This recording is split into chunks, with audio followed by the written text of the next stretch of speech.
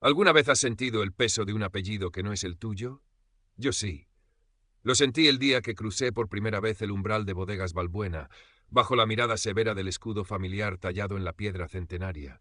El aire olía a vino viejo, a madera húmeda y a secretos guardados durante generaciones. Llegaba como Elena Valero, la esposa de Javier, el hijo menor, pero sobre todo, llegaba como una extraña a un reino que no me pertenecía, con el corazón lleno de una mezcla de ilusión y temor reverencial. La Rioja me abrazaba con sus viñedos infinitos, un mar de hojas verdes y ocres que se extendía hasta donde alcanzaba la vista. Era finales de los 90, una época suspendida entre la tradición férrea y el susurro de la modernidad. Bodegas Balbuena era un gigante dormido, un nombre con prestigio pero con las cuentas temblando y una producción anclada en el pasado. Yo, con mi título de enóloga bajo el brazo, obtenido con becas y noches en vela lejos de este lujo discreto, llegaba con la ingenua ambición de despertar al coloso. Javier era mi puerto seguro. Sus ojos claros reflejaban una admiración sincera por mi pasión, una pasión que él, criado entre barricas, parecía haber dado por sentada. Me presentó a su familia con orgullo. Don Alejandro, el patriarca viudo, un hombre de rostro curtido por el sol y decisiones difíciles, me escrutó con una intensidad que me heló la sangre, pero asintió con pragmatismo cuando le hablé de levaduras seleccionadas y control de temperatura. Vio números, potencial. Y luego estaba Sofía.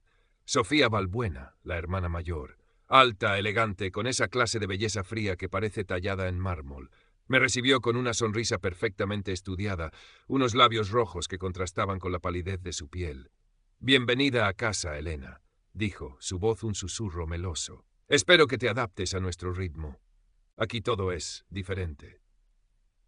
Su marido Mateo, un hombre de presencia gris y sonrisa forzada, asintió en silencio detrás de ella. En ese momento quise creer en la calidez de Sofía, en su bienvenida. Pero algo en sus ojos, una chispa fugaz y gélida, me advirtió que aquel reino tenía una reina, y no estaba dispuesta a compartir su trono. Ignoré la señal, embriagada por el olor a mosto y la promesa de un futuro entre viñas. Mi primer error. Don Alejandro, para sorpresa de todos, especialmente de Sofía, me dio una libertad casi absoluta. «La bodega necesita sangre nueva, ideas frescas», sentenció una noche durante la cena, su voz resonando en el comedor señorial. «Elena, demuéstrame de lo que eres capaz. Encuentra el alma de esta tierra, si es que aún la tiene». Sentí la mirada de Sofía clavada en mi nuca, pero la emoción del desafío era demasiado fuerte. Me sumergí en el trabajo, recorriendo cada rincón de la finca, analizando suelos, probando uvas olvidadas. Descubrí una pequeña parcela escondida en la ladera norte, con cepas viejas de tempranillo peludo, casi abandonadas. Algo en la mineralidad de esa tierra me habló.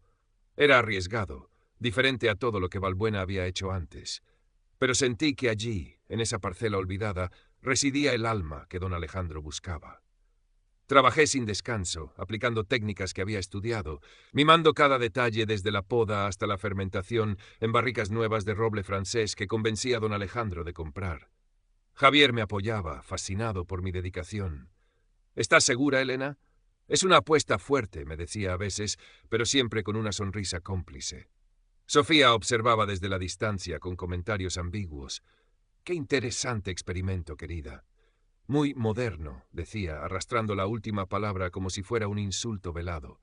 «Esperemos que tengas suerte». La suerte, pensaba yo, se construye con trabajo y conocimiento.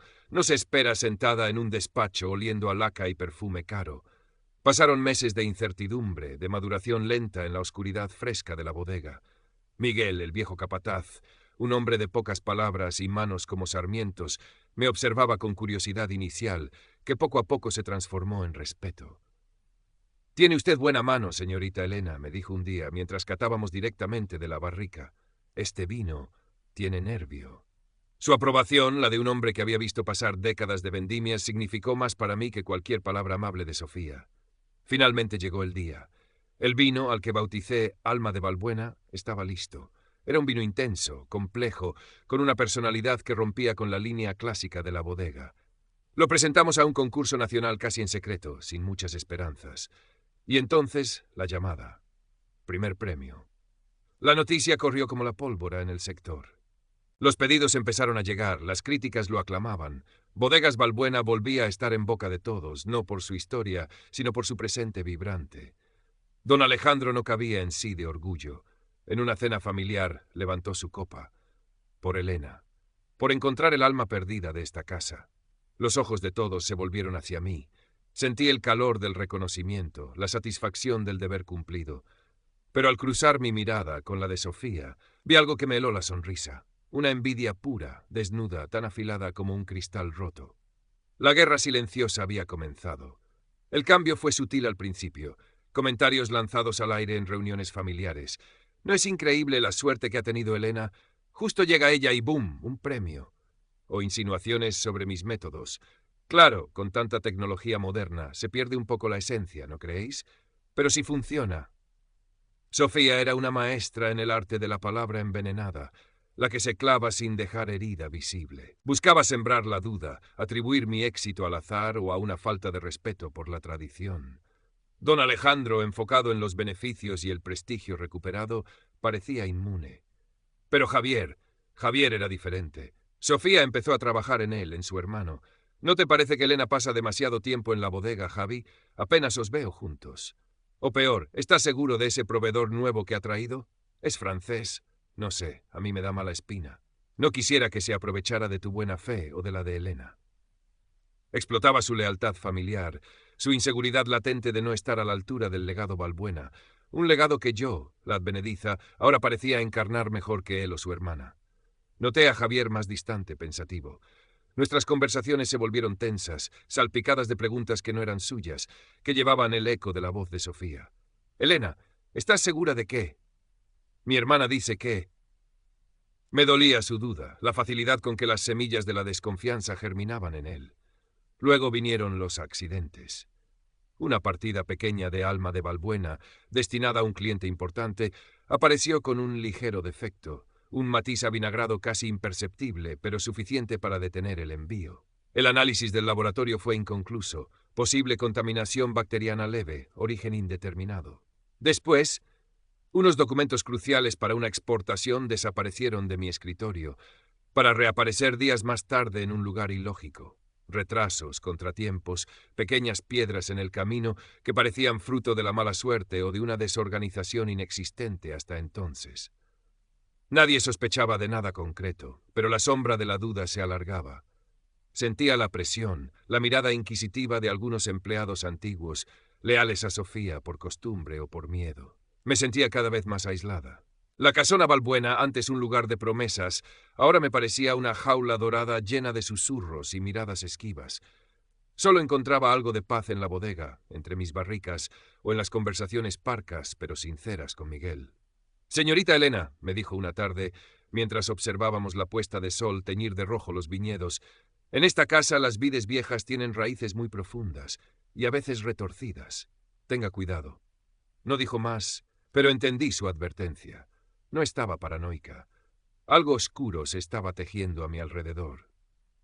La estocada final de Sofía fue personal, calculada para herirme en lo más profundo y destruir mi relación con Javier. Contraté a un consultor enológico francés, un experto de renombre llamado Antoine Dubois, para una asesoría muy específica sobre el envejecimiento de Alma de Balbuena. Era estrictamente profesional. Nuestras reuniones eran en la bodega o en ferias del sector. Sofía lo sabía, pero empezó a tejer su red. Comentarios a Javier: «Qué bien se entienden Elena y ese francés, ¿verdad? Pasan horas juntos en el laboratorio». Insinuaciones a don Alejandro: «Espero que Elena sepa mantener las distancias, padre. Dubois tiene fama de conquistador». Un día Javier recibió un sobre anónimo en su despacho. Dentro, unas fotografías. Eran fotos mías con Antoine, una en una feria, riendo animadamente mientras catábamos un vino. Otra saliendo juntos de un restaurante tras una larga jornada de trabajo. Fotos sacadas de contexto, ambiguas, pero que en la atmósfera de sospecha que Sofía había creado adquirían un significado siniestro. El sobre también contenía una nota impresa: «¿Estás seguro de quién duerme a tu lado? Abre los ojos, Balbuena». Javier me confrontó esa noche. No hubo gritos, solo una tensión helada que cortaba el aire. Sus ojos, antes llenos de admiración, ahora reflejaban dolor y una profunda desconfianza. «Elena, explícame esto». Me mostró las fotos, la nota. Sentí que el suelo se abría bajo mis pies. La rabia y la impotencia me ahogaban. Le expliqué la verdad, el contexto profesional, la manipulación evidente. Pero vi la duda en su mirada, la herida que Sofía había conseguido infligir. Esa noche supe que no podía seguir soportando aquello. Tenía que luchar. Tenía que descubrir la verdad y exponerla, no solo por mi reputación o por mi vino, sino por mi matrimonio, por mí misma. La ingenua Elena Valero había muerto. Nacía una mujer dispuesta a desenterrar las raíces retorcidas de Bodegas Balbuena. Mi primer paso fue buscar ayuda externa. No podía confiar en nadie dentro de la estructura de la bodega, salvo quizás en Miguel, pero él era un hombre de la tierra, no un detective. A través de un antiguo profesor de la universidad, contacté con una pequeña agencia de investigación en Logroño, discreta y eficiente. Les expliqué la situación, los accidentes, los rumores, las fotos anónimas. Les pedí que rastrearan el origen del sobre, que investigaran discretamente los incidentes de sabotaje. Fue caro, tuve que usar mis ahorros personales, pero sentía que no tenía otra opción. Mientras los investigadores trabajaban en silencio, yo intentaba mantener la normalidad en la bodega, una tarea agotadora. Cada sonrisa de Sofía me parecía una burla, cada palabra amable una amenaza velada. Me concentré en mi trabajo, en la siguiente añada de Alma de Balbuena, buscando refugio en la rutina familiar de la bodega, el trasiego, la cata, la supervisión constante. Miguel se convirtió en mi sombra silenciosa, sus ojos vigilantes notando cualquier anomalía. Un día encontró un pequeño saco de metabisulfito de potasio escondido en un rincón oscuro cerca de los depósitos de fermentación del nuevo vino. Una cantidad excesiva podría arruinarlo. «Lo encontré aquí, señorita Elena», dijo, mostrándomelo. «No debería estar aquí. No había pruebas de quién lo puso, pero era una señal más». La tensión con Javier era palpable.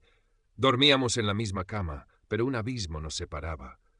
Intentaba creer en mí, lo veía en sus ojos, pero la duda sembrada por su hermana era un veneno lento.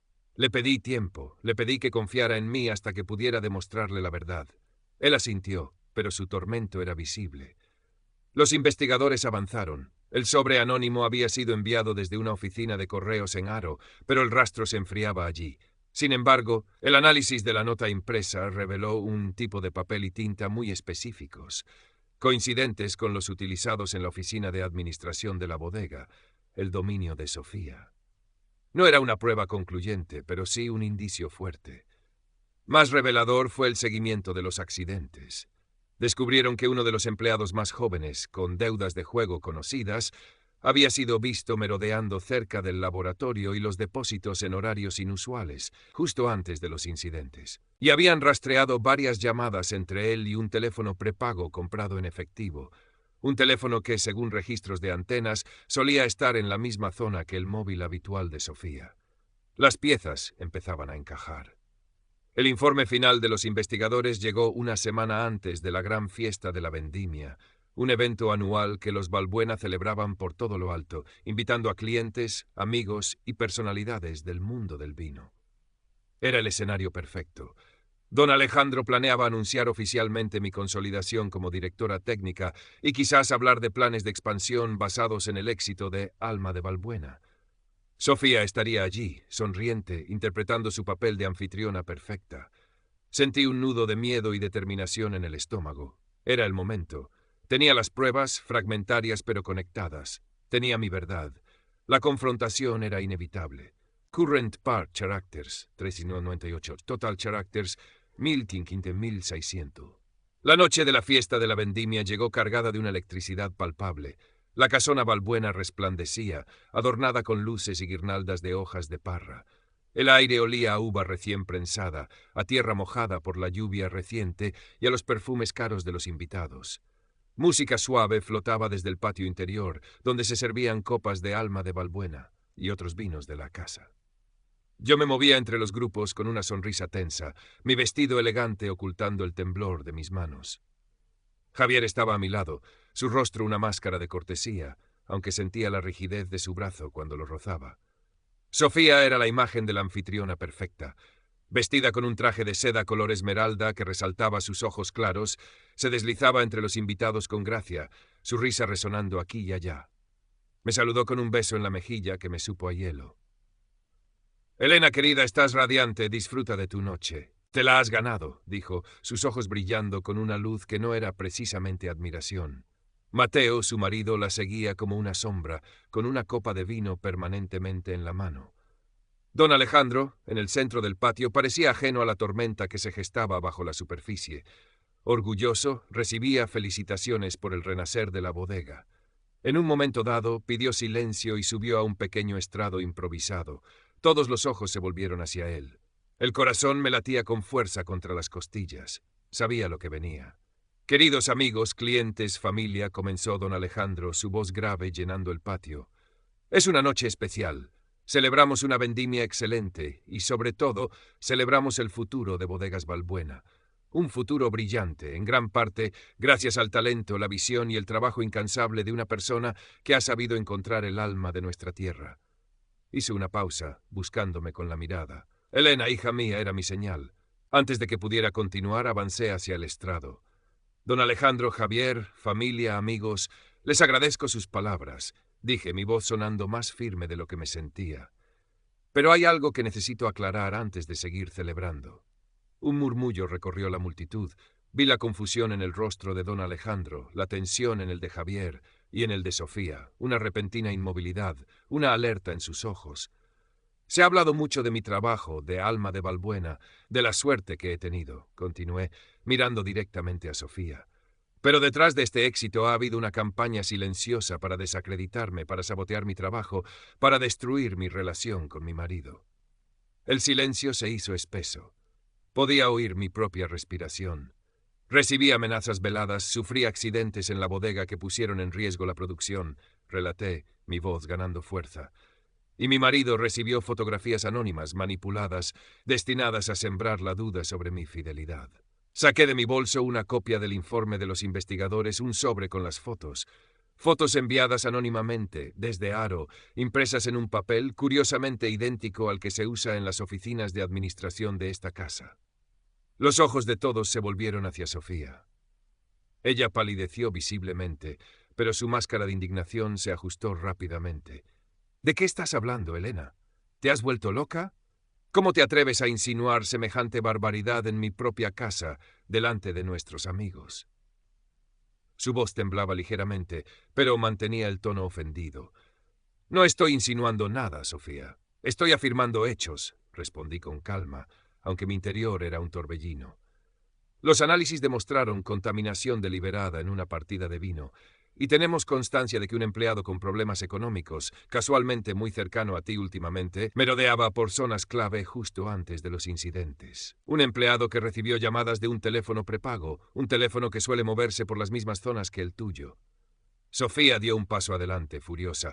Esto es un disparate, una calumnia. Padre Javier, ¿vais a permitir que esta advenediza insulte así a vuestra familia? No es una calumnia cuando hay pruebas, Sofía, intervine, mi voz cortante. Levanté una hoja del informe. Los investigadores rastrearon el origen de los mensajes anónimos que acompañaban a las fotos. Y aunque el envío fue anónimo, la tecnología deja huellas, huellas que apuntan directamente a alguien con acceso a los recursos de esta casa y con un motivo muy claro. En ese momento, Miguel, que había estado observando en silencio desde un rincón, dio un paso al frente. Todos se volvieron hacia él. Don Alejandro, dijo con su voz rasposa pero firme, yo vi a ese muchacho, al que menciona la señorita Elena, salir del laboratorio la noche antes de que se encontrara la contaminación. Parecía nervioso. Y también vi a la señorita Sofía hablar con él varias veces en secreto estas últimas semanas. El testimonio del capataz, un hombre cuya lealtad a la familia era incuestionable, cayó como una bomba. Sofía se quedó sin palabras por un instante, su rostro contraído por la sorpresa y la rabia. Miró a Miguel con odio puro.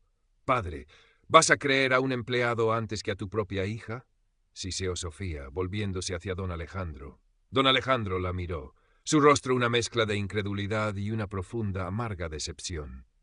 «Sofía», dijo con voz queda pero cargada de autoridad, «siempre supe que tenías carácter, pero nunca imaginé que la envidia pudiera llevarte a esto, a sabotear tu propia casa, a intentar destruir el matrimonio de tu hermano». «No, no es verdad. Ella miente», gritó Sofía, su compostura finalmente rota. Las lágrimas corrían por su rostro, pero no eran de dolor, sino de furia y desesperación. Señaló a Elena con un dedo tembloroso. Todo es culpa suya. Llegó aquí, lo cambió todo, te engatusó a ti, padre, le robó el sitio a Javier. No podía soportar que alguien de fuera, alguien sin nuestro apellido, tuviera éxito donde yo.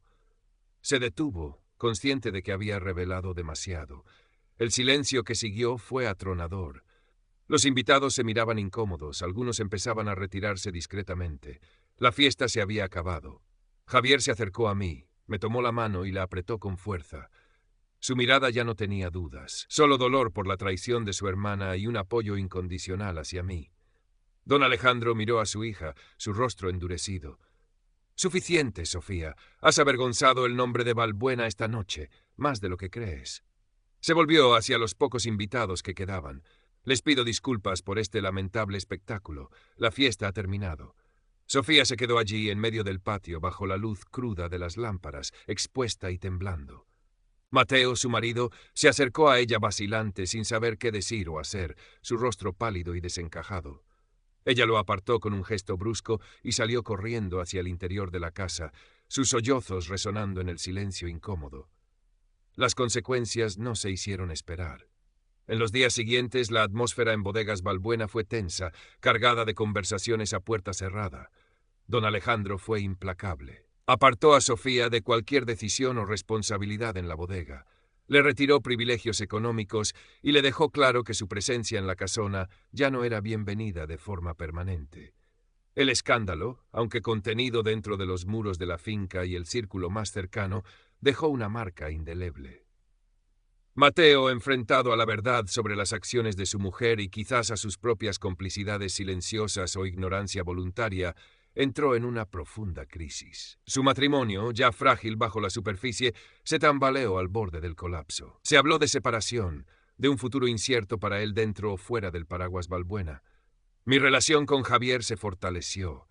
La prueba de fuego había quemado las dudas y forjado una confianza más profunda entre nosotros. Él se enfrentó a su hermana, expresándole su dolor y su decepción, marcando una distancia necesaria. Me pidió perdón por haber dudado, por no haberme defendido antes. Yo lo perdoné, entendiendo la presión y la manipulación a la que había sido sometido.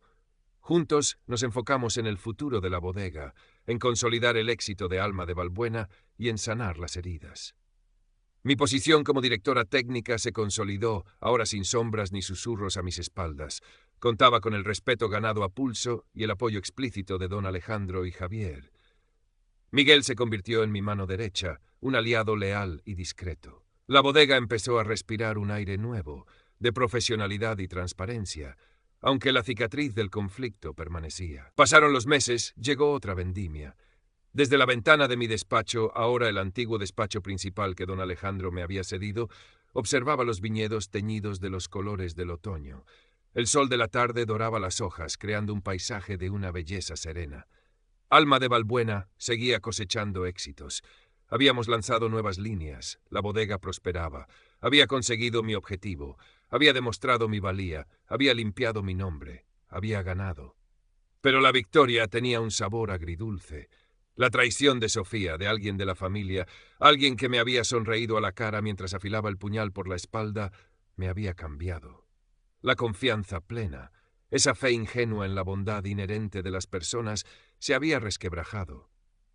Ahora miraba el mundo con más cautela, consciente de que las apariencias pueden ser máscaras muy bien elaboradas, de que la envidia es una raíz oscura que puede pudrir hasta el árbol más noble.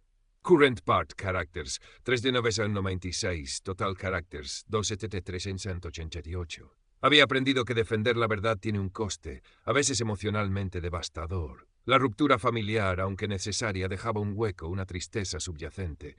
Veía el dolor en los ojos de Javier cuando hablaba de su hermana, la decepción permanente en el semblante de don Alejandro. Éramos una familia herida, reconstruyéndonos sobre los escombros de una traición.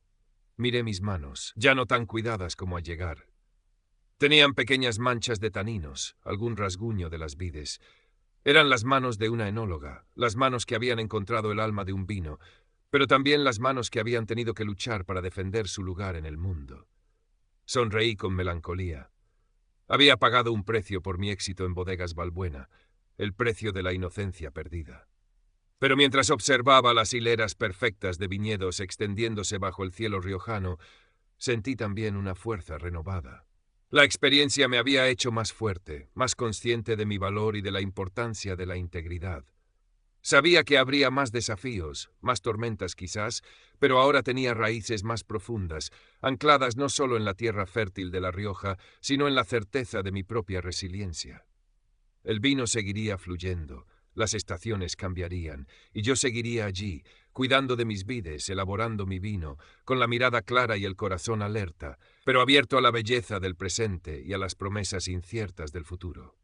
El peso del apellido Balbuena ya no me oprimía. Había encontrado mi propio espacio, mi propia voz, en el corazón de aquel reino de vino y secretos. Y esa quizás era la victoria más importante de todas. La bodega seguía adelante, yo seguía adelante, con las cicatrices como recordatorio del pasado, pero con la vista puesta firmemente en el horizonte, expandiendo la reflexión final. El sol descendía lentamente tras las colinas, pintando el cielo de naranjas y púrpuras intensos. El aire fresco del atardecer traía consigo el aroma dulce de la uva madura y la tierra húmeda.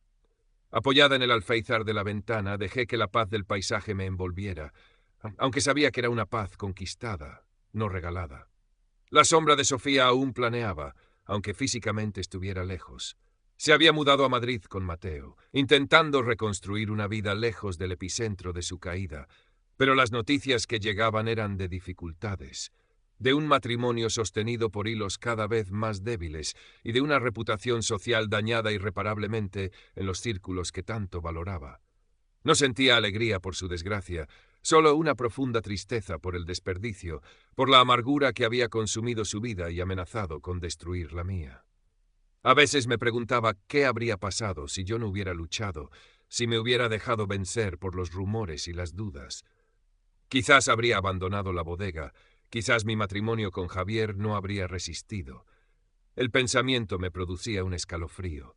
La determinación que surgió en mí durante esos meses oscuros me sorprendió incluso a mí misma. Descubrí una fortaleza que no sabía que poseía, una capacidad para enfrentar la adversidad que iba más allá de la pasión por mi trabajo. Era la defensa de mi identidad, de mi verdad. Javier entró en el despacho y me rodeó con sus brazos por detrás, apoyando la barbilla en mi hombro. «¿En qué piensas?», murmuró cerca de mi oído. «En todo y en nada»,